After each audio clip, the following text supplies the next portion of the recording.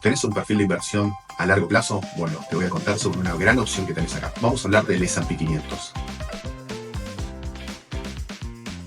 ¿Qué es el S&P 500? Es la agrupación de las 500 empresas más grandes de Estados Unidos. Como podrás ver acá en el gráfico, que una predisposición de una variable normal significa que la mayor acumulación de información está en el centro. En ese centro lo que podemos ver es que en el 70-75% del análisis de los últimos 70 años encontrarás que ese mercado ha crecido entre 0 y 10%, entre 10 y 20% o más del 20 al 30%. Significa que si vos analizas el pasado de ese indicador y de ese mercado que es el S&P 500, vas a poder encontrar que en promedio en el 70% de los años tuvo incrementos entre el 0 y el 30%.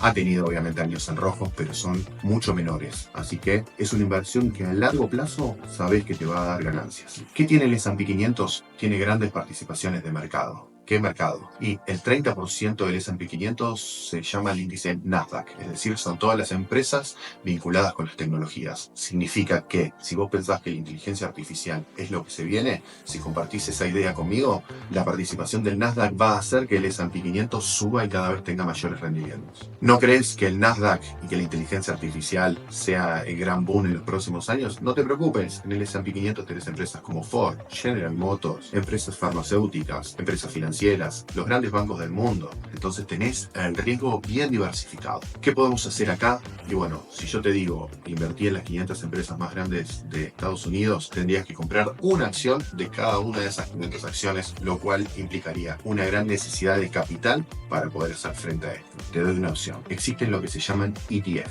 ¿Qué son los ETF? Son indicadores. ¿Qué es un indicador? Un indicador es un fondo que arma un determinado producto que tiene participación de las 500 empresas. Es decir, ellos sí realizan como fondo la compra de los productos del S&P 500 y compran las acciones de cada una de esas empresas.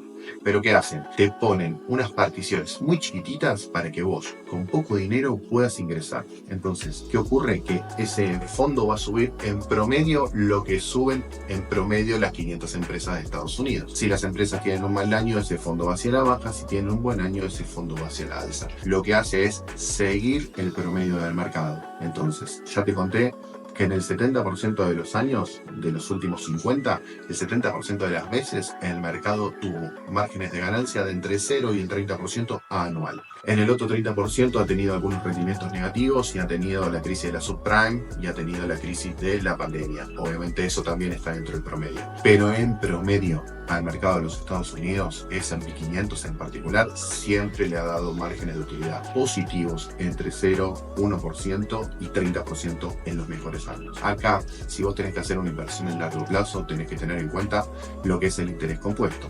¿Qué significa? Vamos a suponer que el año 2024 vos hiciste una inversión de $10.000 y entonces obtuviste una rentabilidad que en promedio en estos momentos está siendo del 20%. Al cabo del primer año vas a tener $120.000. Y si el año que viene el S&P 500 crece un 10%, vas a tener $12.000, no 10.000. ¿Qué significa? El interés se va generando sobre capital y intereses anteriormente generados. Entonces, acá tenés una gran posibilidad de invertir en un mercado que tiene grandes probabilidades de seguir al alza y con costos bajos ingresando a través de estos ETFs.